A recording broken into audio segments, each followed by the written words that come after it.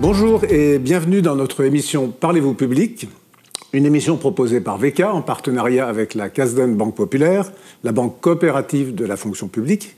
Le principe est simple, le principe de cette émission est simple, un thème, 2 invités et 3 questions. Et le thème de cette émission est l'égalité femmes-hommes à l'épreuve de la crise. Un sujet pour lequel il a été difficile de trouver un titre fédérateur tant les angles pour aborder cet enjeu de société, les plus visibles comme les moins visibles, sont nombreux. Et nous avons dû en choisir 3 qui vont nourrir nos échanges au cours de cette émission. Le premier est évidemment l'impact de la crise sanitaire sur les inégalités femmes-hommes.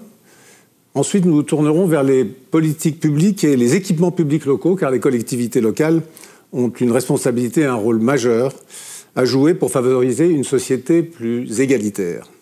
Et enfin, nous ferons un petit focus, un point sur l'intercommunalité, le parent pauvre, dit-on, en termes d'égalité femmes-hommes. Mais je m'empresse d'abord de présenter nos 2 invités. Laurence Rossignol, bonjour. Bonjour.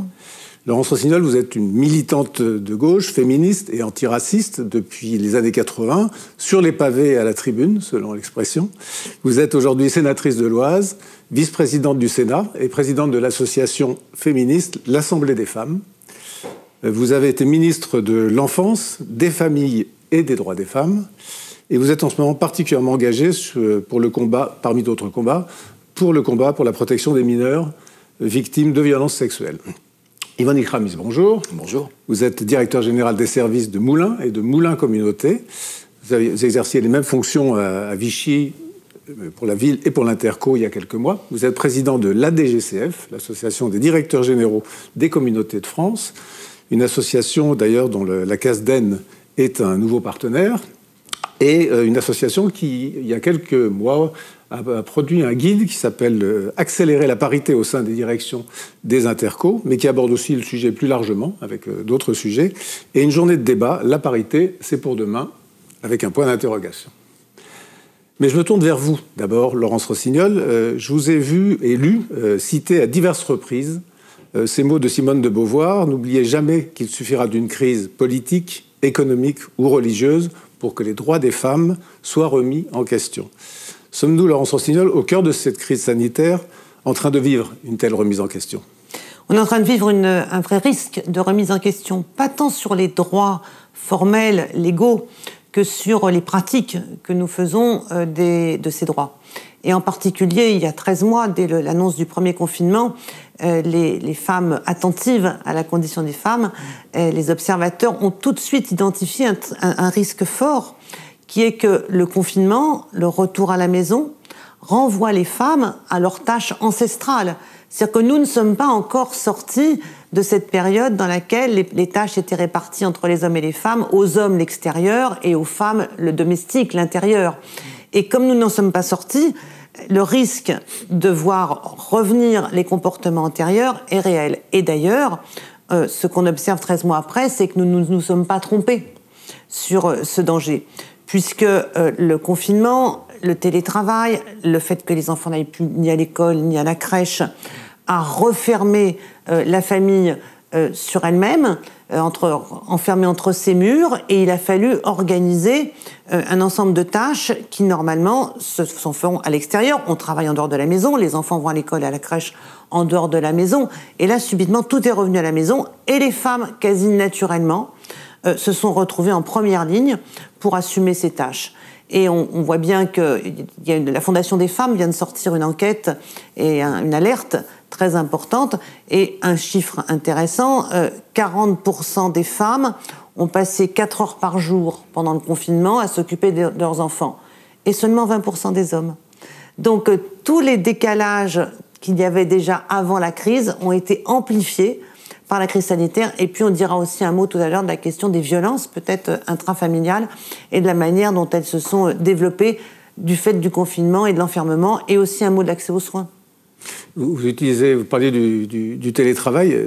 C'est vrai qu'on pouvait s'attendre à un moment que le télétravail soit plutôt quelque chose de positif pour les femmes, leur permettre d'accéder peut-être à certains postes, de lutter contre le fameux présentéisme qui est toujours mis en avant.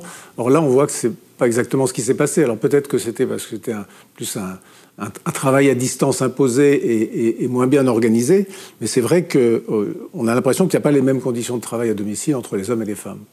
En fait, tout dépend de savoir si les écoles sont ouvertes ou fermées, les crèches ouvertes ou fermées. Si les enfants vont à l'école ou à la crèche, on peut télétravailler à la maison. Mais à partir du moment où les enfants sont à la maison, avec en plus l'école en ligne, avec la nécessité de l'école à la maison, là, c'est devenu véritablement très, très lourd et très douloureux pour les parents, je dirais, dans un premier temps pour les parents, et particulièrement pour les femmes, du fait de l'inégalité qu'il y a à la base dans la répartition des tâches domestiques entre les hommes et les femmes. Statistiquement, les tâches domestiques ne sont toujours pas équitablement prises en charge par les hommes et par les femmes. J'ai jamais oublié les 35 heures qu'ont fait les gens des 35 heures, de ce temps libéré. Eh bien, pour les femmes, ça a été un temps consacré à la maison, aux enfants, à l'éducation, et pour les hommes, un temps consacré aux loisirs. Donc, quand on pense les politiques publiques sans partir du constat et du diagnostic initial d'une inégalité, et qu'on pense des politiques publiques neutres, en fait, on renforce l'inégalité par la neutralité. Est-ce que, tout à l'heure, vous évoquiez le fait du retour à la maison, si je puis dire, des activités ancestrales. Est-ce que si on se projette dans l'après-crise que nous attendons tous, en tout cas après-crise sanitaire et le début peut-être d'une autre crise, comment on compterait l'impact socio-économique de la crise sanitaire sur les femmes à ce moment-là? Parce que je lisais récemment un article ou une étude, je ne sais plus, dans lequel il était envisagé le fait que beaucoup de femmes rentrent à la maison, effectivement, en se disant, bon, à quoi bon avoir un métier d'appoint, mon mari a le plus gros salaire, évidemment, puisque c'est souvent le cas. Est-ce qu'il n'y a pas là un risque de retour en arrière profond dans la société? Oui, bien sûr, bien sûr. Alors, je ne sais pas si la crise sanitaire va accroître ce risque qui existe toujours, qui est qu'effectivement, comme vous le disiez, le salaire des femmes est un salaire d'appoint. Et quand on met dans la balance le coût humain du travail plus des charges familiales et éducatives, avec le coût de la garde des enfants, des transports, on s'aperçoit parfois qu'en fin de compte, les femmes vont travailler pour moins d'argent qu'elles ne pensaient en gagner au départ. Moi, je dis toujours à cela, il y a deux réponses. D'abord, augmenter les salaires minimums dans les branches dans lesquelles les femmes sont majoritaires. Parce que ce qu'on a vu aussi dans la crise, c'est que en fait, les métiers de première ligne sont des métiers féminins. Qu'il s'agisse des métiers de l'hôpital, qu'il s'agisse des métiers du soin auprès des personnes âgées, qu'il s'agisse des caissières dans les commerces où nous continuons de nous fournir, tous ces métiers-là sont des métiers à dominante féminine. Et comme par hasard, ce sont des métiers moins bien rémunérés que les autres métiers. En fait, on s'est rendu compte pendant la crise que plus vous êtes utile, moins vous êtes payé. Donc la première chose, c'est déjà de rehausser les salaires dans les branches dans lesquelles les femmes sont majoritaires. Ça, c'est la premier axe. Le deuxième axe, c'est aussi de faire campagne pour un meilleur partage des tâches ménagères. Donc il y a tout un ensemble de mesures à prendre. Et puis en fait, et après aussi, il y a la question du plan de relance. Comment, peut-être j'anticipe un peu, mais comment on pense le plan de relance à partir du constat des inégalités entre les femmes et les hommes. Je vais prendre un exemple un parallèle qui aide pour la pédagogie de mon explication. Quand on parle du plan de relance, on se demande si notre plan de relance va avoir un effet positif dans la lutte contre le dérèglement climatique. Et on sait bien que selon les investissements qu'on fera dans un certain nombre d'activités, soit ces investissements sont des investissements de transition écologique, et ils contribueront à lutter contre le dérèglement climatique et à baisser les émissions de carbone, soit elles vont les poursuivre ou les accroître. Eh bien, il faut faire le même raisonnement sur les inégalités entre les femmes et les hommes. Et il faut se demander si, sur les 100 milliards d'investissements du plan de relance, on va les investir de manière neutre ou on va les investir pour permettre de faire progresser l'égalité sociale, professionnelle entre les femmes et les hommes. Est-ce qu'on va permettre de mettre en place des nouveaux services publics ? Et on va ainsi utiliser le levier du plan de relance pour corriger les inégalités, comme on peut l'utiliser pour corriger les effets environnementaux désastreux. Je crois que c'est comme ça qu'il faut penser aujourd'hui, mais ça suppose de partir de deux postulats. Un, il y a des inégalités entre les femmes et les hommes, et on peut les corriger. Et ça, c'est le premier postulat. Et le deuxième postulat, c'est qu'il faut avoir des politiques, entre guillemets, différenciées pour corriger les inégalités. Toute politique neutre est une politique de maintien ou d'accroissement des inégalités. Il semblerait que ce ne soit pas le cas dans le cadre du plan de relance actuellement, puisque les filières dont vous parlez, où plus de femmes sont employées, n'ont pas eu un traitement plus... Je crois que le mot « femme » n'est même pas présent dans le plan de relance. Donc, y a pas... c'est un angle mort du plan de relance.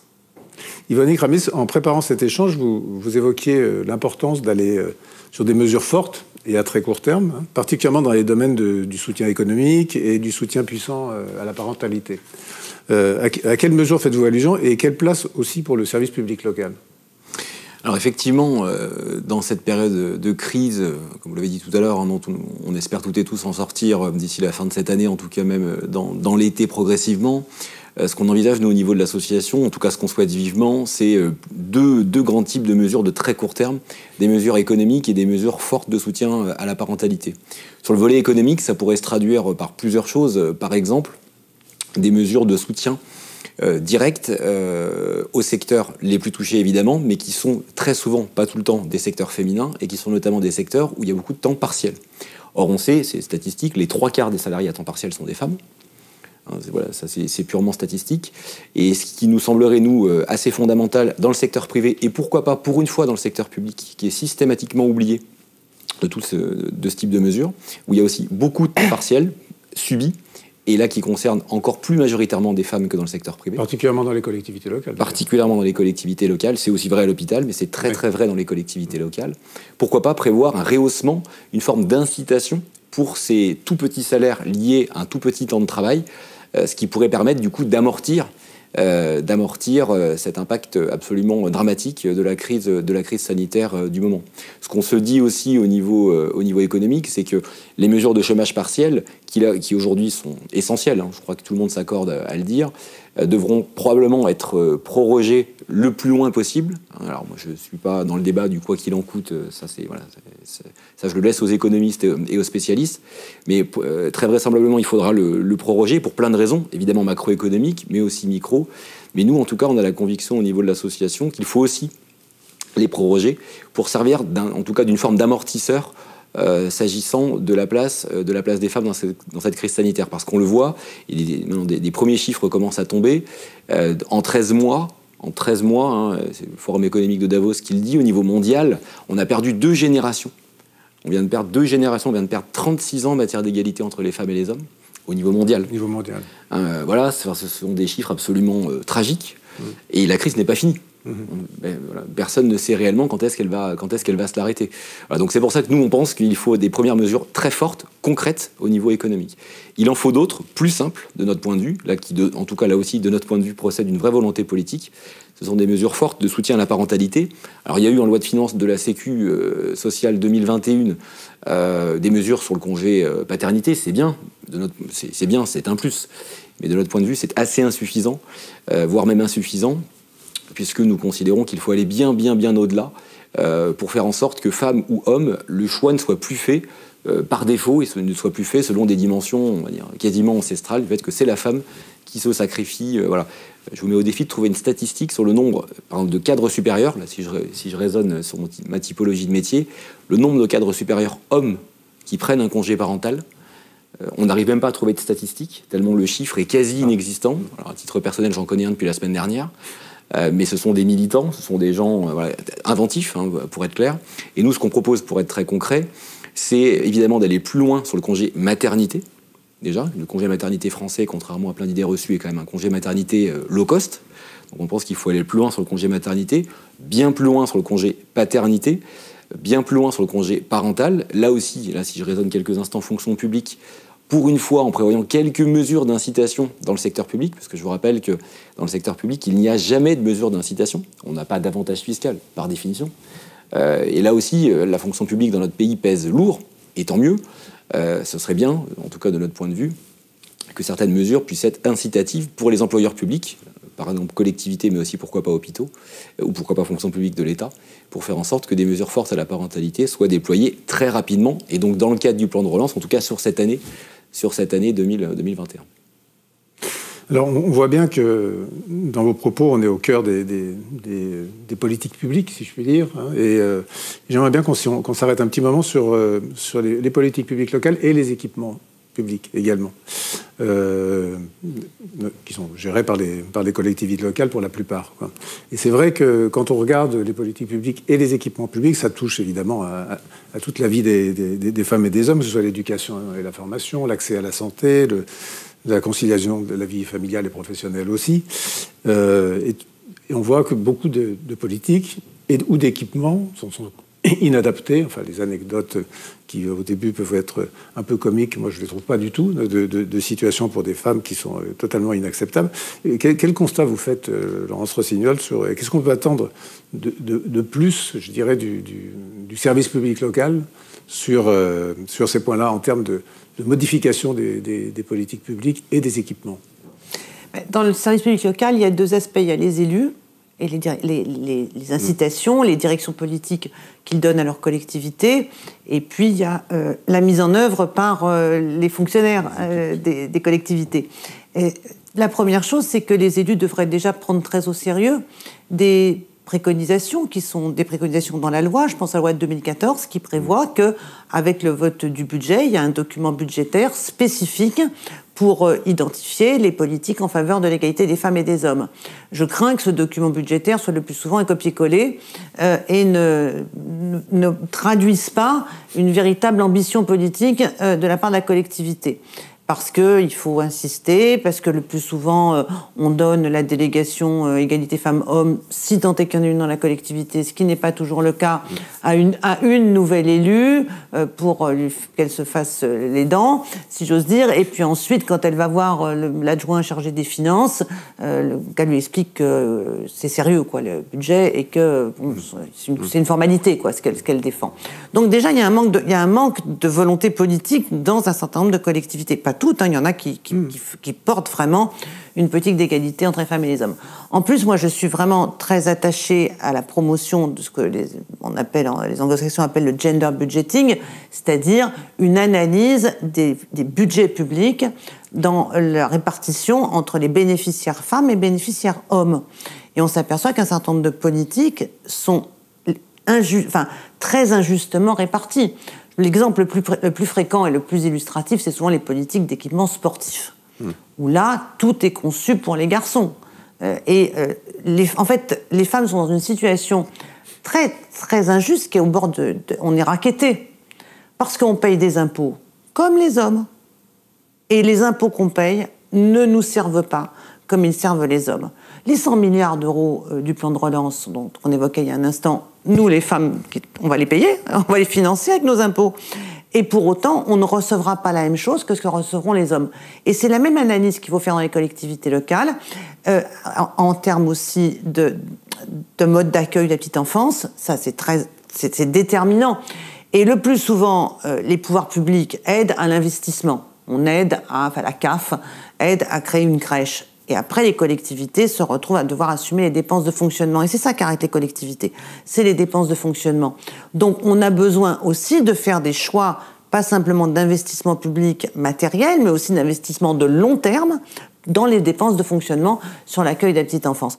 Alors, Yvonne Aigret, évidemment, réagir aux propos ou compléter les propos de Laurence Rossignol, avec peut-être, si vous le pouvez, un petit arrêt sur image sur l'entrepreneuriat féminin. Je lisais récemment qu'il y avait à peine 30% des femmes parmi les entrepreneurs, à peine, et que la moitié de l'emploi féminin, vous évoquiez les filières tout à l'heure, la moitié de l'emploi féminin se concentrait sur 12 des 87 ou 90 filières professionnelles, très recentrées, on sait lesquelles, on en a parlé tout à l'heure. Et puis surtout, une autre chose qui m'a encore plus, je dirais, choqué que le reste, je l'ai découvert à ma banque l'autre jour en discutant, c'est qu'en fait, on prête aux femmes 2,5 fois moins qu'aux hommes pour des créations d'entreprises, avec cette espèce de vision qu'en fait, serait moins capable de développer une entreprise. Alors qu'est-ce qu'on peut mettre en place, évidemment, pour faciliter, et au niveau local aussi, pour faciliter l'entrepreneuriat, et puis aussi pour lutter contre ce schéma, parce que ce schéma, il commence tôt. Alors effectivement, peut-être d'abord, je reviens assez rapidement sur la partie, y compris de l'aménagement, du rôle des collectivités, après j'irai sur celui de l'entrepreneuriat. Au niveau de l'association, c'est un travail vraiment de fond que nous avons mené l'an passé. On se rend compte que c'est dès le plus jeune âge les politiques éducatives qui posent question. Déjà nous, effectivement, dans l'aménagement physique et spatial des cours d'école, qui sont à 90% des cours d'école de garçons. Le fait que le terrain de foot occupe, ou qu'un grand espace vide qui devient naturellement un terrain de foot occupe toute la place, ça veut dire que par définition, les jeunes filles, du coup, elles sont obligées de se mettre sur un côté. Elles jouent à l'élastique. Elles se cachent derrière l'arbre. Donc ça, ce sont des choses toutes bêtes. Des villes ont commencé à agir, c'est tout neuf. C'est très récent, mais des villes ont commencé à agir. C'est très vrai aussi, évidemment, sur l'espace public de manière générale. Il y a une stat qui fait quand même très mal. Là, je sors du champ de l'éducation, mais de notre point de vue, ça contribue à la dimension culturelle. Quand on voit dans la ville de Paris, il y a 2% des rues dans la ville de Paris qui portent le nom d'une femme. Et je ne juge personne en disant ça, c'est factuel. C'est plutôt maintenant, travaillons pour faire en sorte que les choses s'améliorent. Et en tout cas, travaillons-le vite. Ce qu'on s'est surtout aperçu, c'est que, là, ce sont tout un tas d'études, évidemment, qui le démontrent, les filles et les garçons, jusqu'à l'école primaire incluse, ça bascule, semble-t-il, dès le milieu de l'école primaire, ont évidemment les mêmes aptitudes aux matières techniques, mathématiques, etc. Voilà. Et la bascule commence vers la fin de la primaire et vraiment s'ancre la différence culturelle, elle n'est que culturelle, s'ancre au collège. Et ça, de notre point de vue, c'est aussi un vrai problème, parce qu'on se rend compte que les filières techniques sont, en tout cas dans notre pays, et là on a beaucoup à apprendre d'autres modèles, les filières techniques sont toujours très très désertées par les jeunes femmes, même si il y a un progrès, il y a un réel progrès, mais on partait de tellement loin que forcément, heureusement que le progrès se constate. Mais là aussi, on est sur des secteurs, par exemple, je pense à des métiers vraiment très techniques, dans l'énergie, etc., ou sur les métiers de l'environnement, on voit de plus en plus de femmes arriver, et tant mieux, alors qu'on est sur des secteurs à forte valeur ajoutée et des secteurs pénuriques en termes de compétences. Ce qu'on se dit, c'est qu'il faut inciter le plus grand nombre, et notamment les jeunes femmes dès le plus jeune âge. Et là, du coup, c'est l'État, mais aussi les collectivités, même si les collectivités n'ont pas de prérogatives sur le contenu pédagogique, on peut en tout cas en avoir de manière Je pense qu'on peut innover en allant au-delà des compétences propres des collectivités. Complètement. Vous avez le socio-éducatif. Complètement. Voilà, c'est là-dessus où on a clairement un rôle, d'ailleurs, au pluriel. Sur le deuxième point, et là aussi, dans le monde de l'entrepreneuriat, intrinsèquement, on pourrait se dire, mais quel rôle peuvent jouer les collectivités là-dedans ? Qu'est-ce qui se passe ? On se rend compte qu'effectivement, je ne parle même pas de plafond de verre, il y a vraiment une difficulté réelle d'accès au monde de l'entrepreneuriat pour les femmes. Pourquoi ? L'une des raisons majeures, c'est la difficulté du mode de garde d'enfants, de la conciliation vie privée, vie familiale, pour toutes les raisons qu'on a déjà évoquées. Mais là aussi, on se dit, même si intrinsèquement, nous, collectivités locales ou intercommunalités, on n'a pas la compétence de base, on peut agir par plusieurs moyens, et notamment un moyen tout bête, plusieurs moyens, mais je pense à un en particulier, c'est le fait d'agir et d'interagir avec le monde bancaire, avec lequel on a beaucoup de relations, que ce soit les conseils régionaux ou les intercommunalités. On fait partie maintenant des 2 institutions qui sommes dépositaires des compétences économiques. On peut tout à fait avoir un effet incitatif, des dispositifs spécifiques avec ce mode de vigilance-là. On l'a déjà en matière d'insertion économique au sens large. On peut aussi le faire. Alors, il n'y a pas beaucoup d'exemples pour l'instant, mais on peut aussi le faire par des dispositifs d'aide directe, en ayant nous-mêmes une vigilance, et probablement même, au-delà de la vigilance, un dispositif spécifique qui permette d'aller soutenir l'entrepreneuriat féminin de manière différente dans les collectivités. Et ça, les intercommunalités peuvent le faire, les conseils régionaux peuvent le faire. Donc c'est la preuve que même si on est dans le champ strictement économique, on peut avoir, nous, la puissance publique locale, une manière et une matière importante à agir sur ces champs-là, parce qu'effectivement, il est parfaitement anormal que le monde de l'entrepreneuriat soit encore aussi masculin, et en tout cas dans ce champ-là, les progrès sont assez faibles. Non, ça, c'est vous réagir. Sur ce sujet de l'entrepreneuriat au féminin, moi je regarde quand même cette affaire d'entrepreneuriat avec un peu de circonspection. Parce que dans l'entrepreneuriat et les formidables statistiques qu'on met en avant, il y a des réalités sociales très douloureuses. Et le salariat est très protecteur. Moi, je suis pas du tout fan de ces histoires d'entrepreneuriat. Moi, je pense que le salariat, c'est ce qui protège le mieux les individus et que c'est une conquête, et que le salariat est une conquête de l'histoire de l'humanité et que c'est une conquête qui est aujourd'hui en danger. Et on va renvoyer les gens à la précarité et puis surtout l'insécurité du lendemain qu'il y a dans ce développement de l'entrepreneuriat. Donc il faut à la fois aider les femmes à porter des projets et en même temps ne pas croire que l'entrepreneuriat, qu'il soit au féminin ou au masculin, est l'avenir social de notre génération, enfin des jeunes générations. Alors, en tout cas, sur ce point-là, moi, je partage, et au sein de l'association, nous partageons vraiment cette idée selon laquelle l'entrepreneuriat, si elle se traduit par l'ubérisation, c'est pas quelque chose qui nous intéresse fondamentalement, pour le dire poliment, c'est le moins que l'on puisse dire. En revanche, nous, ce qui nous pose plus question, c'est quand on voit dans le champ actuel, notamment des commerçants, et des commerçantes, où là, il y a déjà beaucoup de femmes, notamment, alors, si on va de manière plus spécifique sur le régime spécifique des indépendants, des travailleurs indépendants, qui est quand même un régime spécifique extrêmement difficile, pour le dire poliment. De notre point de vue, si on veut là aussi que les choses se passent de manière plus positive, particulièrement pour les femmes, on devrait avoir une manière et une matière à avoir des dispositifs plus facilitants. Et voilà, pour faire en sorte que, sur ces régimes, je pense notamment à celui des indépendants, on facilite, ou en tout cas on évite de décourager, moi pour le connaître dans mon environnement personnel et familial, voilà, être femme, jeune ou moins jeune, commerçante à son compte, etc. C'est quelque chose d'extraordinairement difficile. D'extraordinairement difficile. Voilà, mais c'est certain que pour nous, on va dire la grande boîte de l'entrepreneuriat, on l'envisage, on va dire, sous toutes ses acceptions, à partir du moment où elle permet un progrès pour tout le monde. Voilà, en tout cas, nous, c'est comme ça qu'on aborde le sujet. Avant de passer à la dernière question, qu'on s'arrête, par crainte de ne pas l'aborder, à la question de la violence, des violences faites aux femmes.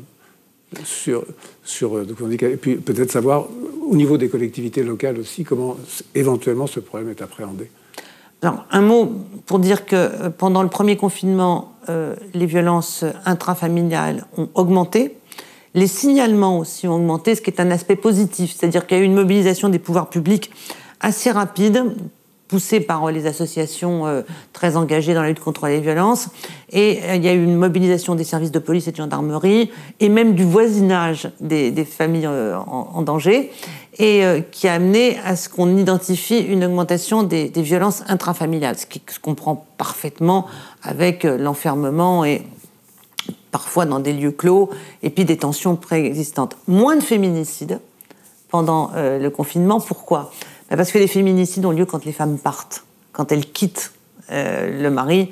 C'est là où le féminicide, le plus souvent, intervient. Et donc, comme elles ne sont pas parties pendant le confinement, on a eu moins de féminicides. Donc, on a un bilan qui est quand même à la fois révélateur sur l'accroissement des violences, intéressant sur la mobilisation des pouvoirs publics auprès des femmes victimes de violences et des enfants. Je rajoute les enfants parce que bien souvent, ils sont dans le même lot. Et on a une possibilité aussi, à mon sens, et je vous joue pas de temps la perche avant de passer la parole, les collectivités locales peuvent faire beaucoup. Elles peuvent faire sur l'accueil des femmes victimes de violences. Nous avons besoin, pas simplement de lieux d'hébergement type CHRS, mais nous avons besoin aussi d'hébergement pour après, une fois que les femmes ont quitté le foyer. Le mieux, ce serait que ce soit les hommes violents qui partent et qu'elles restent. Mais bon, c'est pas toujours possible, ça se passe pas toujours comme ça. Mais nous avons besoin que dans les communes, dans les intercos, on repère quels sont les logements libres, quels sont les logements qui peuvent être préemptés, et qu'on monte des partenariats pour avoir des logements en ville, avec une école à côté, pas des logements marginaux, pas des logements de réinsertion sociale, des logements pour recommencer une vie après. Et nous manquons terriblement de ces logements-là aujourd'hui. Et là, c'est vraiment un appel. Et puis aussi, les collectivités locales, elles peuvent mettre en place, avec la gendarmerie, avec la police, toute une série d'accueil, d'écoute. Les bureaux d'aide sociale, les CCAS peuvent être mobilisés. C'est une question de mobilisation de tous les intervenants sociaux. Et croyez-moi, entre les départements, les intercos, les communes, des intervenants sociaux, nous en avons en France. Beaucoup. Mais beaucoup de personnel. Voilà, beaucoup de fonctionnaires. Mais il faut les former à des tâches peut-être un peu différentes de celles qu'ils ont effectuées auparavant. Yvonne, en plus, je pense que les collectivités ont une responsabilité qui est celle de la proximité. C'est-à-dire qu'on peut pas... C'est à la fois une réalité, c'est-à-dire qu'on ne peut pas dire qu'on n'a pas vu, si je puis dire, et en même temps, on est là, on est proche des situations pour bien les régler. Alors totalement, enfin, ça revient un petit peu, en tout cas dans l'approche à ce qu'on disait tout à l'heure sur le champ économique, c'est pas parce qu'intrinsèquement on n'a pas la compétence, etc., qu'il faut pas s'en saisir, au contraire. Et d'ailleurs, on l'a bien vu, ça fait partie des quelques éléments positifs de cette crise sanitaire, c'est que ça nous a obligés à mieux travailler en réseau avec tous les acteurs, déjà les forces de l'ordre, enfin, comme je le vois sur le territoire sur lequel j'exerce et là où j'étais avant, il y a vraiment un travail partenarial qui s'est construit et qui a permis, évidemment, y compris d'améliorer les signalements, ce qui est déjà ça. Mais effectivement, nous, les collectivités, on a un rôle majeur. Et là, on va dire, décloisonnons les compétences. C'est pas parce que c'est le département d'un côté. Enfin, et surtout nous, au niveau du bloc local, donc, qu'on soit sur un CIAS ou un CCAS, peu importe, au niveau du bloc local, c'est vraiment à nous de fédérer les acteurs, de les animer. Il y a beaucoup d'acteurs associatifs qui font des choses très très bien. Je pense aussi à un type d'opérateur qui est fondamental, ce sont les bailleurs sociaux, avec lesquels on peut et on doit avoir effectivement un rôle, y compris de dire aidez-nous, ça se fait déjà, hein, mais aidez-nous à repérer peut-être plus de logements ou mieux placés ou plus adaptés, plutôt que souvent voilà, on conserve un ou deux appartements un peu par défaut qui ne sont pas forcément les plus adaptés. Et là, effectivement, ça, c'est clairement aux collectivités locales du bloc communal de faire ça, en lien avec le département, les forces de l'État. Mais c'est quelque chose sincèrement de fondamental. J'ai l'impression, en tout cas de nous, de ce qui nous remonte au niveau du réseau, des intercos, que cette prise de conscience, elle est là, elle est vraiment en train de s'opérer, et ça, c'est très très bien. Ce qu'il va falloir maintenant, c'est arriver à l'animer et à faire en sorte qu'elle dure, que ce ne soit pas uniquement un coup ponctuel et que le soufflet retombe. Il va falloir qu'on arrive à faire en sorte que tout ça soit structurel et vraiment structurant. Alors, le temps passe terriblement vite. On a parlé des élus tout à l'heure. Enfin, vous avez évoqué... vous voyez où je veux en venir. On va... sur le thème de l'intercommunalité, quoi. C'est vrai que l'intercommunalité est souvent considérée comme un laboratoire d'expérimentation, etc. Parfois, les communes, d'ailleurs, aimeraient bien qu'on parle aussi d'elles comme un laboratoire d'expérimentation. Mais en termes d'inégalité, enfin d'égalité plutôt, c'est vrai qu'ils sont un peu les parents pauvres. Enfin, en tout cas, quand on voit... Moi, je fais partie d'un conseil municipal, parité, mais quand on est remonté au conseil communautaire, alors là, c'est plus du tout la même chose. On sent qu'à l'intérieur du groupe des élus, certaines choses se sont réglées un petit peu différemment. Alors, que faire par rapport à ça? Parce que ça a évidemment des conséquences. D'abord, c'est significatif, et puis en plus, ça a des conséquences, effectivement, sûrement sur les politiques publiques. Alors, par rapport à ça, effectivement, nous, ce qui nous alerte, c'est l'Assemblée des communautés de France qui a établi la statistique. 12% des présidents d'interco sont des présidentes. C'est quand même très très faible. Là encore, on peut se dire c'est mieux qu'avant, mais c'est très très faible. À ce rythme-là, le calcul qui a été fait, c'est qu'il faudra attendre 2070. À ce rythme-là. Donc évidemment, c'est inacceptable. Hein. Il faudra attendre de refaire quelques émissions. Voilà, il faudra attendre 2070 pour voir une forme de parité femmes-hommes dans les présidences d'interco. Mais à la limite, j'ai presque envie de dire que la présidence... Au-delà des présidents. Oui. Voilà, c'est presque l'arbre qui cache la forêt, la présidence. Ouais, le problème dans les intercos, c'est que les femmes ne trouvent pas leur place tout court. Pour la raison du mode d'élection, hein. On peut le dire comme on veut, on est un peu le troisième tour des municipales, et jusque-là, le législateur, quel qu'il soit, c'est toujours interdit d'aller mettre une forme de quota, d'obligation, de fléchage, etc. Alors nous, on y a réfléchi au niveau de l'association. Évidemment, on n'a pas la prétention d'avoir trouvé le remède génial, sinon je pense que le législateur l'aurait déjà élaboré, mais peut-être qu'on peut tester certaines choses. Quitte à en tester d'ailleurs plusieurs selon les typologies de territoire. On voit que ce qui a été fait dans la métropole de Lyon, même si c'est très spécifique, il y a un mode électif, on va dire direct ou semi-direct, en tout cas le même jour que le vote du conseil municipal, et qui permet là du coup de garantir une forme de parité. Parce que ce qu'on se rend compte, là aussi où la statistique fait un peu mal, c'est que globalement, un peu plus de 40% des conseillers municipaux sont des femmes, mais dans les moins de 1000 habitants, dans les communes de moins de 1000 habitants, on tombe à peine 34%. Ce qui est logique. Et ce qui là aussi est encore un progrès. Hein. Néanmoins, on progresse, et tant mieux, parce qu'on partait de bien plus loin que ça. Or, il ne faut pas oublier que l'immensité des intercos, hein, si on parle des EPCI à fiscalité propre, sont d'abord des intercos ruralo-urbaines, pour la très grande majorité d'entre elles, hein, sur les 1250 à peu près intercos de France. Donc par définition, il y a beaucoup de communes de moins de 1000 habitants qui du coup envoient à l'interco très souvent le maire ou le premier adjoint, et dans plus de 3 cas sur 4, un homme. Donc forcément, vous arrivez dans des assemblées communautaires à 2/3, voire des fois à 70%, composées d'hommes. Et donc l'une des vraies difficultés, c'est que les femmes ne trouvent pas leur place dans l'exécutif communautaire. Donc on a parlé de la présidence, mais surtout dans les vice-présidences, ou de la même manière, dans la mesure où il n'y a pas d'obligation, il y a peu d'interco, peu d'interco ont un exécutif paritaire. Il y en a, mais c'est forcément sur la base du volontariat. Donc parmi les solutions, soit celle d'un mode électif semi-direct qui irait plus loin, voilà, soit le fait d'imposer des commencements de quotas, voire des quotas plus fermes au sein de chaque intercommunalité, quitte à le stratifier dans un premier temps ou à le tester. Voilà. En tout cas, nous, on se dit qu'on ne peut clairement pas, on peut pas en rester là.